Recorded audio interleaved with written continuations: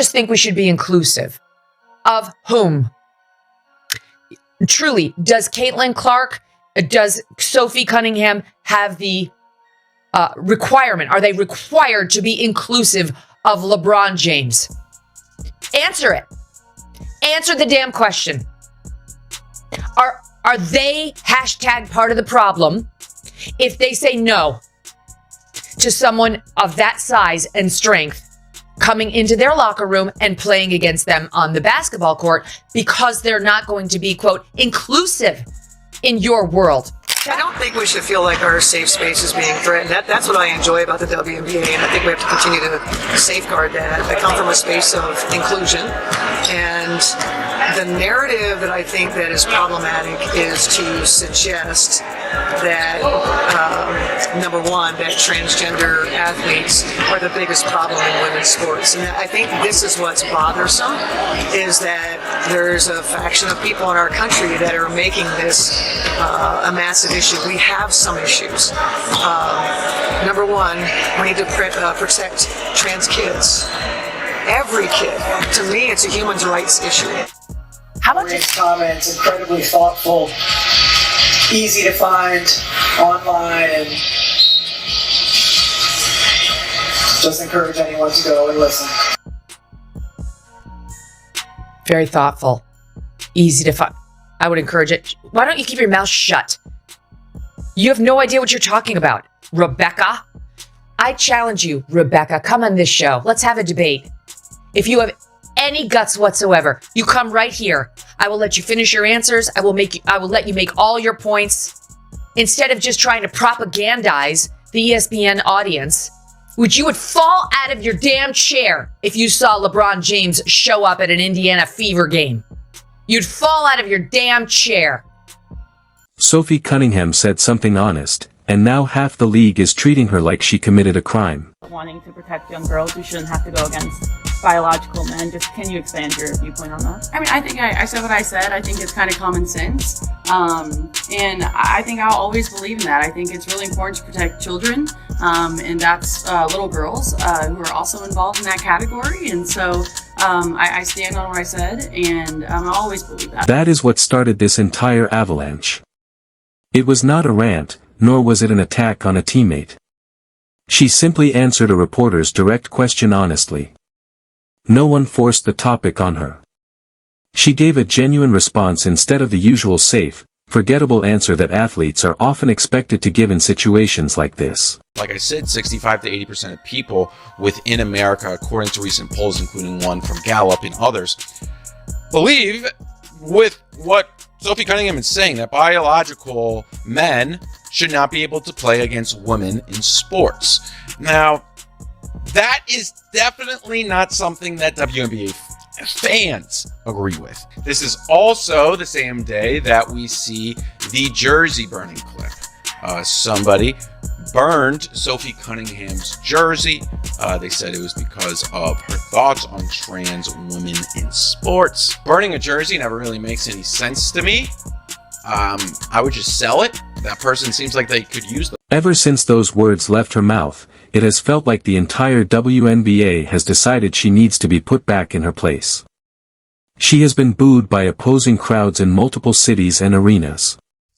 Coaches have taken indirect shots at her without mentioning her by name, sending a clear message. Defensive foul. No hostile act occurred. There was no secondary act after the defensive foul. Play resumes with Minnesota ball on the sideline. Oh, you didn't realize they called that on Sophie Cunningham? Oh, okay. So I think it should be an offensive foul. I don't think it should be a defensive foul.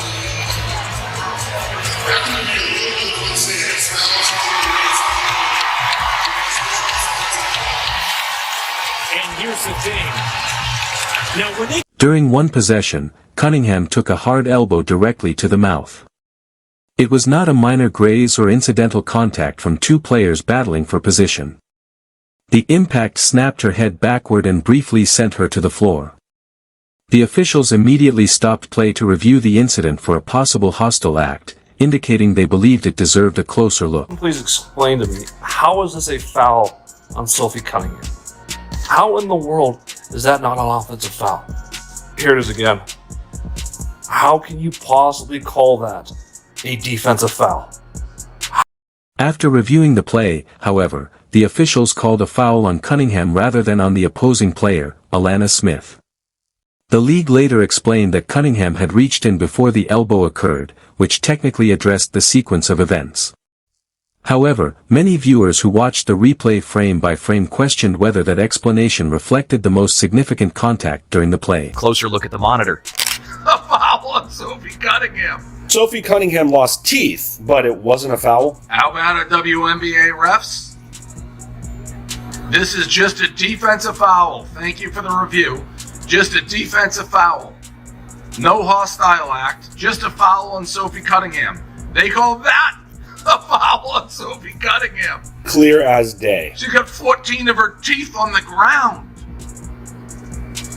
That's a defensive foul. And they reviewed it for a hostile act. It's so obvious. Yeah, Sophie's saying, hey, I just got my jaw broke. Let's watch this And what one more happens? time. Nothing. This is on Sophie? No, I don't think so. Could it be any more obvious? No, I don't think so.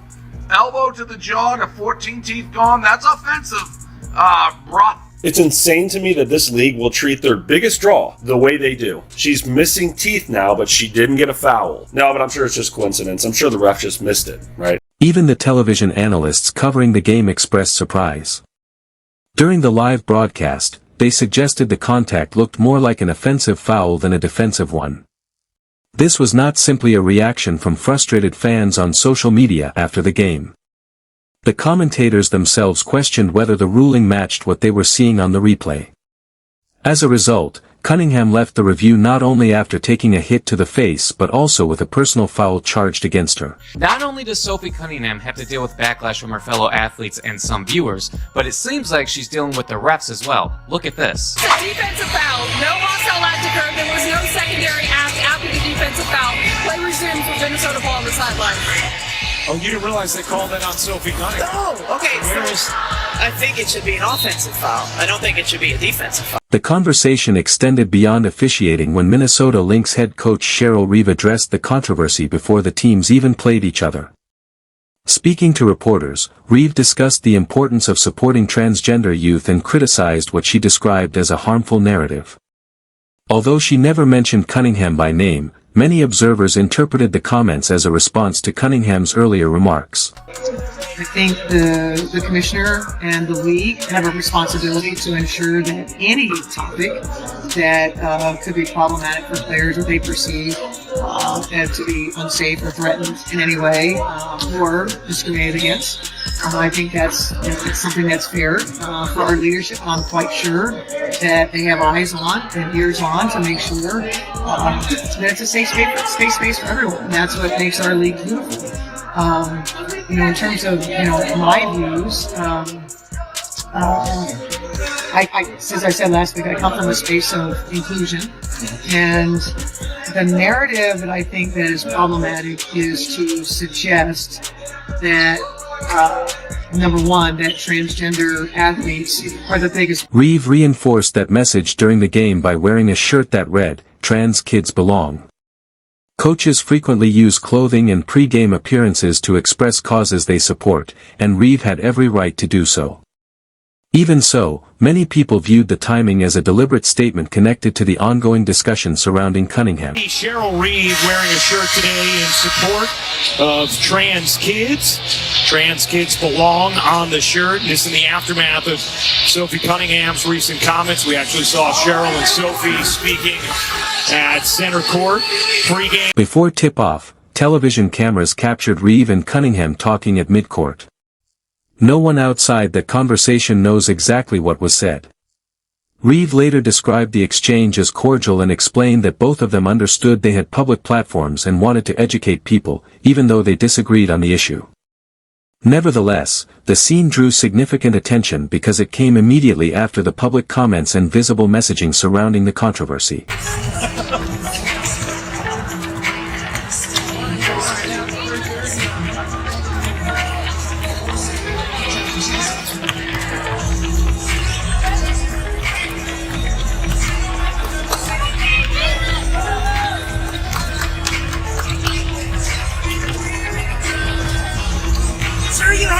From one perspective, Reeve appeared willing to engage in a respectful conversation despite their differences. From another, Cunningham found herself in a highly public moment she had not requested, standing at center court just minutes before the game while national television cameras focused on the interaction. Regardless of what was actually said, the exchange became another major talking point before the opening tip.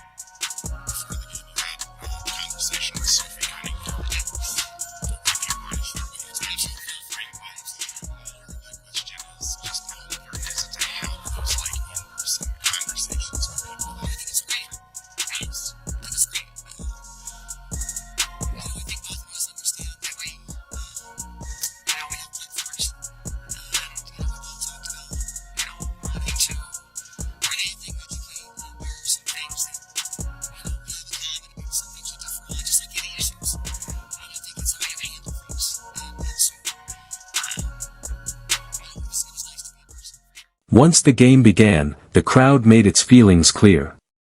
Every time Cunningham touched the basketball at target center, sections of the audience responded with loud boos. It was not limited to her introduction or first appearance off the bench. The reaction continued throughout the game, following nearly every possession in which she was involved. Politics into sports. The league doesn't have a problem with politics in sports. They have a problem with conservative politics in sports. And I will tell you, Sean, every time Sophie was on the court, every time she was subbed in, every time she threw up the ball, she was booed by the entire stadium virtually, bar me and Jen Say, who is sitting next to me, owner of XXXY Athletics. They're trying to do to her what they've done to people like me, what they do to people like you. They call you reprehensible, totally inaccurate things like racist. And I think that's at best. And they use violence against you at worst. But I will tell you that Sophie is absolutely unshakable. She is unwavering, and that makes her uncancelable. And that sort of confidence and courage that she exudes is certainly contagious. Well, it's not. 13. This was not the first time she had faced that kind of reception. 2 nights earlier in Portland, Cunningham was booed as soon as she entered the game. Some fans also waved transgender pride flags while she was on the court. Cunningham responded in the most direct way possible, by knocking down a three-pointer in front of the crowd and allowing her performance to speak for itself.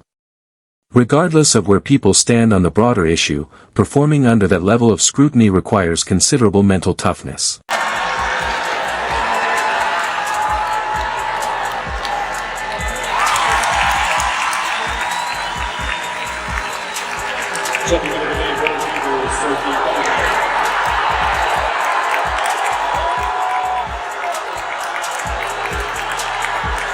According to those who support Cunningham, the pressure has not been limited to her alone. They argue that it has also affected people who publicly defend her or express similar opinions. For many observers, that broader reaction has become one of the most significant aspects of the entire controversy, extending the conversation well beyond basketball itself. That the league or someone affiliated with the league would not have wanted me to have that sign there. So I was very careful going into the game. I looked up all of the rules. I knew it had to be on an 11 by 17 inch piece of paper or poster board. I left no derogatory comment, nothing negative, nothing political. My sign said, Sophie, thank you. Signed, a girl mom. A lot kinder than a lot of the signs that I saw in there, I'll tell you that. Someone from across the court, I'm assuming it was someone who was maybe a security person affiliated. He was very obviously with either the Target Center or the WNBA. He looks at me and says, put that sign down. And I'm looking around, there's like 1,000 signs beside me. And so I keep holding it, and he comes over there, he says, you can't have your sign. I said, well, why? He said, well, it has her name on it. I said, I can't have this sign because it has Sophie's name on it. He said, that's right, you can't. It shows you that the league very clearly has an agenda that they are trying to purport that is not representative of reality at all. The only people that the Lynx or whoever was in charge of the camera put on the Jumbotron were people who were draped in their pride flags and their trans flags, who had their trans signs, some of those wearing those shirts that says protect trans kids or protect trans lives, that have a literal knife on it, an object that is used and intended for violence. And then you have Cheryl Reeves, the coach, wearing a shirt that says trans kids belong. They say that Sophie has aligned herself politically conservative because she has stood by the slogan of protect women's sports.